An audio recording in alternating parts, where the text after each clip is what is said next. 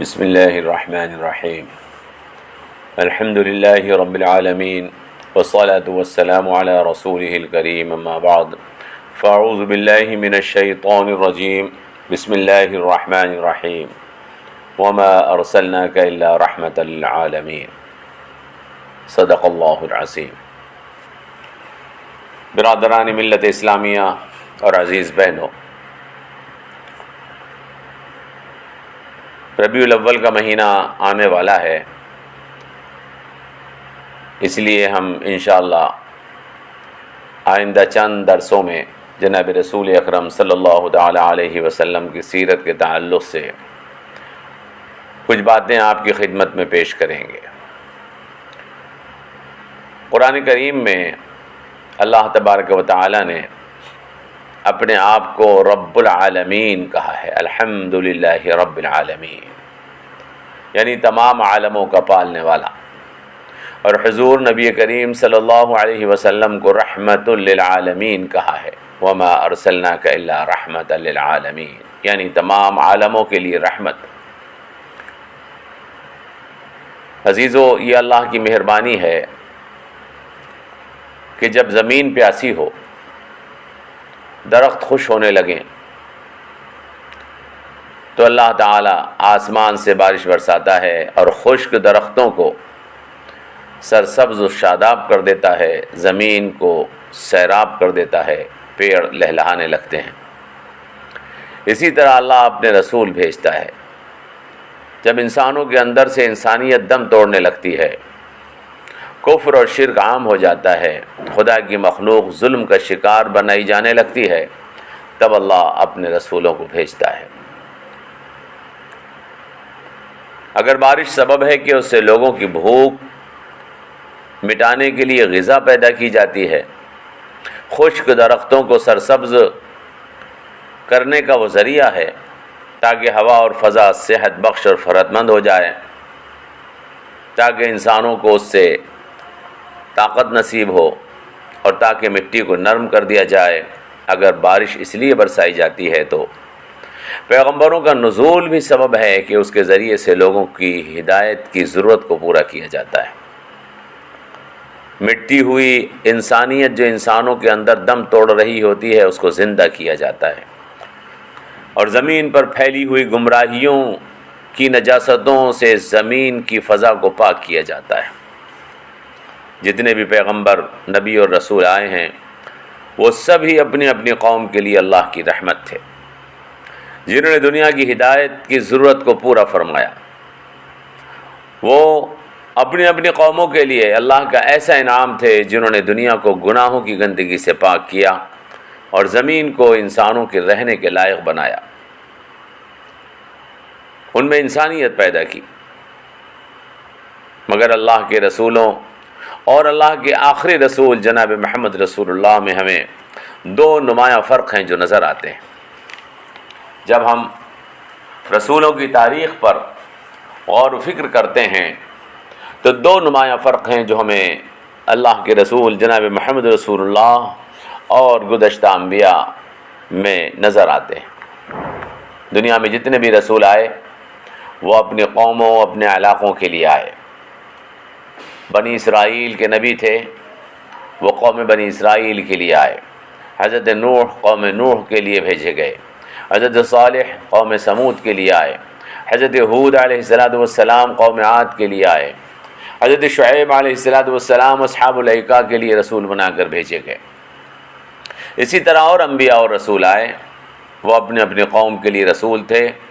اور اپنی اپنی قوم اور علاقے کے لیے رحمت تھے، اللہ کا انعام تھے۔ لیکن جناب محمد رسول اللہ صلی اللہ تعالی علیہ وسلم، اللہ کے آخری رسول، ساری دنیا کے لیے رحمت بنا کر بھیجے گئے۔ اللہ تعالی نے ان کی رسالت کو قیامت تک کے لیے قائم فرمایا، وما ارسلناک الا کافۃ للناس بشیرا ونذیرا ولکن اکثر الناس لا یعلمون، اور ہم نے آپ کو تمام انسانوں کے لیے بشیر اور نذیر بنا کر بھیجا ہے، لیکن اکثر لوگ اس بات سے ناواقف ہیں۔ حضور نبی کریم جناب محمد رسول اللہ صلی اللہ تعالی علیہ وسلم صرف کسی ایک شہر کسی ایک ملک، کسی ایک قوم یا کسی خاص زمانے کے لیے رسول بنا کر نہیں بھیجے گئے ہیں، بلکہ آپ تمام دنیا کے تمام انسانوں کے لیے قیامت تک کے لیے اللہ کے پیغمبر اور رسول بنا کر بھیجے گئے ہیں۔ قرآن کریم میں اللہ تبارک و تعالیٰ نے اس چیز کو کئی جگہ بیان فرمایا ہے۔ ایک جگہ یوں فرمایا کہ قُلْ يَا أَيُّهَا النَّاسِ إِنِّي رَسُولُ اللَّهِ إِلَيْكُمْ جَمِيعًا، سورہ الاعراف کی آیت ہے۔ اے نبی آپ سب کو کہہ دیں، اے انسانوں میں تم سب کی طرف رسول بنا کر بھیجا گیا ہوں۔ ایک جگہ یوں فرمایا کہ تبارک الذی نزل الفرقان علی عبدہ لیکون للعالمین نذیرا، بڑی برکت والی ہے وہ ذات جس نے اپنے بندے پر قرآن نازل فرمایا تاکہ وہ تمام عالموں کے لیے ڈرانے والے بن جائیں۔ احادیث میں اللہ کے رسول صلی اللہ تعالیٰ علیہ وسلم نے اس بات کو اپنے الفاظ سے واضح فرمایا ہے، بیان فرمایا کہ انما بعثت الی الاحمر والاسود، مسند امام احمد کی حدیث ہے، حضرت ابو موسیٰ اشعری اس کے راوی ہیں، فرماتے ہیں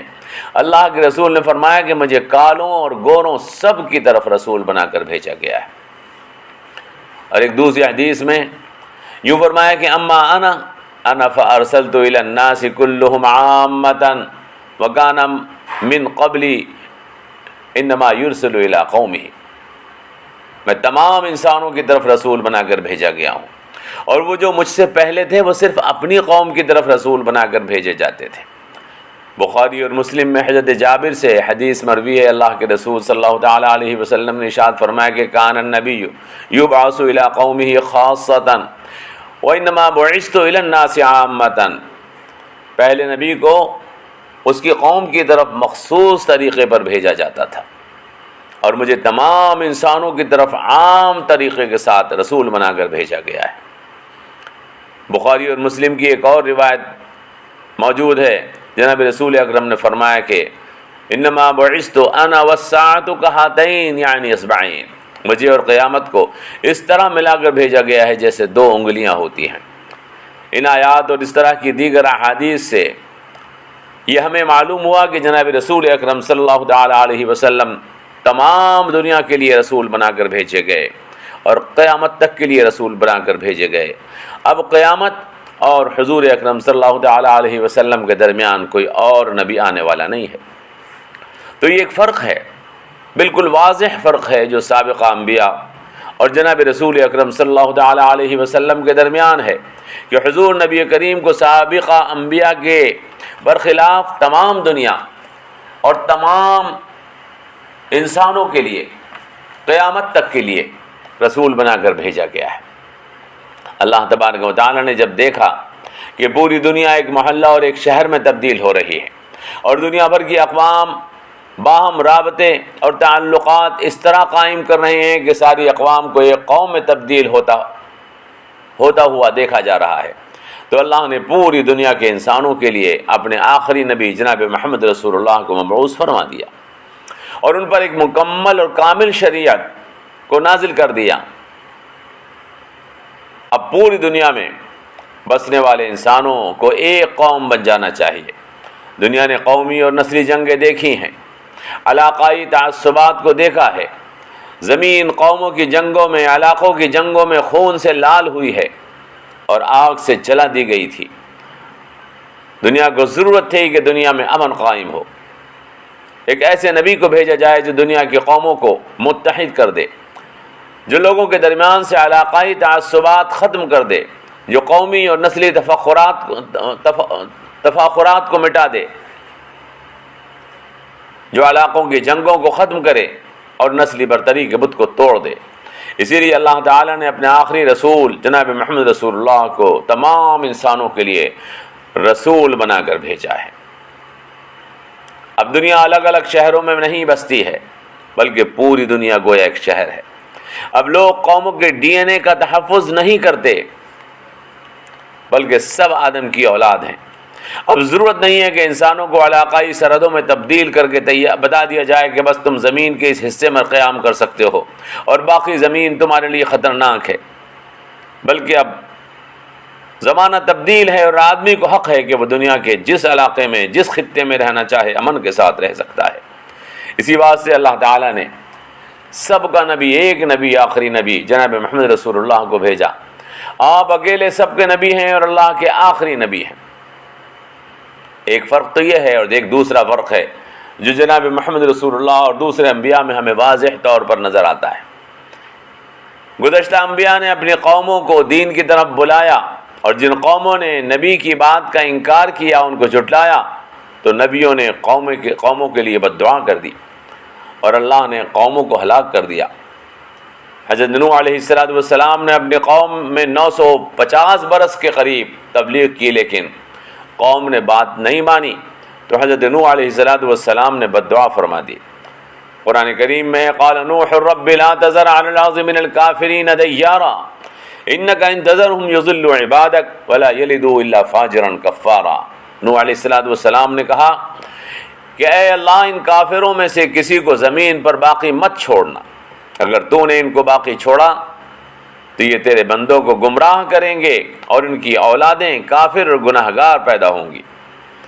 اسی طرح قرآن کریم نے ہمیں بتایا کہ حضرت ہود علیہ السلام، حضرت لوط علیہ السلام، حضرت صالح، حضرت موسیٰ علیہ السلام نے اپنی قوموں کے لیے بد دعا کر دی تو قومیں ہلاک کر دی گئیں۔ برادران ملت اسلامیہ، اللہ نے ہر نبی کو یہ اجازت دی، ہر رسول کو یہ اجازت دی کہ اگر قوم ان کی بات ماننے سے انکار کر دے، ان کو جھٹلائے، تو وہ ان کے لیے بد دعا کر دیں۔ تب اللہ تعالیٰ کا نبی بد دعا کرتا ہے اور اللہ اس کی بد دعا کو قبول کر لیتا ہے اور قوم کو ہلاک کر دیا جاتا ہے۔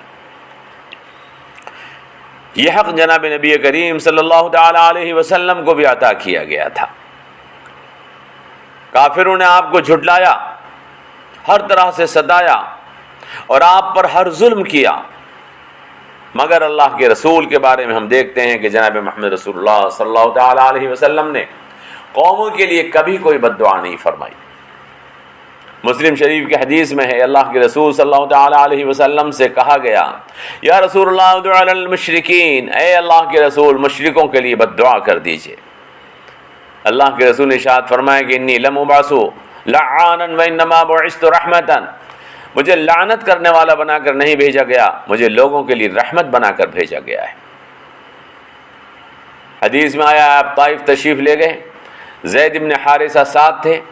طائف میں 3 بھائی تھے، عبد یالیل، مسعود اور حبیب، ان کی رشتہ داری قریش میں تھی۔ حضور نے ان کو دین کی دعوت دی، مگر ان لوگوں نے نہایت گستاخانہ اور بدتمیزی کے انداز سے حضور کی دعوت کو قبول کرنے سے انکار کر دیا، اور اوباش لڑکوں کو آپ کے پیچھے لگا دیا، انہوں نے حضور کے پتھر مارے، آپ کو دھکے دیے، آپ کو گالیاں بکیں،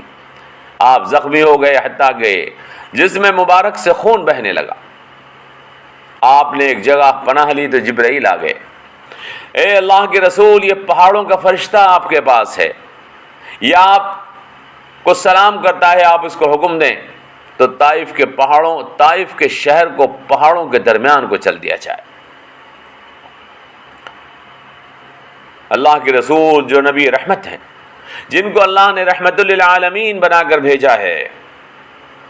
فرمانے لگے نہیں، یہ مجھے نہیں جانتے، یہ اگر ایمان نہ لائے تو مجھے امید ہے کہ ان کی نسلیں، ان کی اولادیں ضرور ایمان قبول کریں گی۔ نبی کریم صلی اللہ تعالیٰ علیہ وسلم نے اپنی قوم کے لیے یا دنیا کی کسی بھی قوم کے لیے کبھی بد دعا نہیں کی۔ اللہ تعالیٰ نے موقع دیا، آپ کو آزمایا تاکہ دنیا کو دکھا دے، ان لوگوں کو دکھا دے جو نبی پر ایمان کا دم بھرتے ہیں کہ تم جس نبی کی امت میں ہو ان کا کردار کیسا تھا۔ وہ جنہوں نے پتھر مارے، جناب رسول اکرم صلی اللہ تعالیٰ علیہ وسلم نے ان پر پھول برسائے۔ وہ جنہوں نے گالیاں بکیں، جناب رسول اکرم صلی اللہ تعالیٰ علیہ وسلم نے ان کو دعائیں دی۔ وہ جنہوں نے اللہ کے رسول پر ظلم کیا، اللہ کے رسول نے ان کو معاف کیا، ان پر مہربانیاں کی۔ وہ جس نے اللہ کے رسول پر کوڑا پھینکا، اللہ کے رسول اس کے گھر دوا لے کر پہنچ گئے۔ میرے عزیزوں، ہم اللہ کے رسول جناب محمد رسول اللہ کی امت میں ہیں۔ جناب رسول اکرم کی پوری زندگی سراپا، پوری زندگی مہربانی ہے، رحمت ہے۔ انہوں نے پوری زندگی ظلم سے اپنے آپ کو دور رکھا، لوگوں کے ظلم سہے اور لوگوں کو معاف کیا۔ حدیث پاک اس چیز کے اوپر شاہد ہے کہ پوری زندگی میں ایک بار بھی کبھی جناب رسول اکرم صلی اللہ تعالیٰ علیہ وسلم نے اپنی ذات کے لیے بدلہ یا انتقام نہیں لیا۔ آج ہم اپنے آپ کو مسلمان کہتے ہیں، نبی رحمت کی امت کا فرد اپنے آپ کو بتاتے ہیں۔ آج ہمیں چاہیے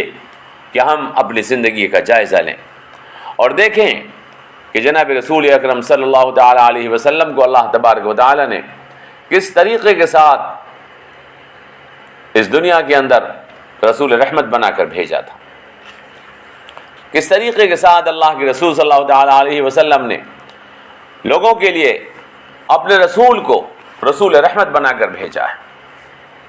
آج حالات دنیا کے ایسے ہیں، مسلمانوں میں کتنے لوگ ایسے ہیں جو اپنے آپ کو مسلمان کہتے ہیں، جو مسلمان ہونے کا دعویٰ کرتے ہیں، لیکن اس کے باوجود وہ جناب رسول اکرم کی زندگی اختیار کرنے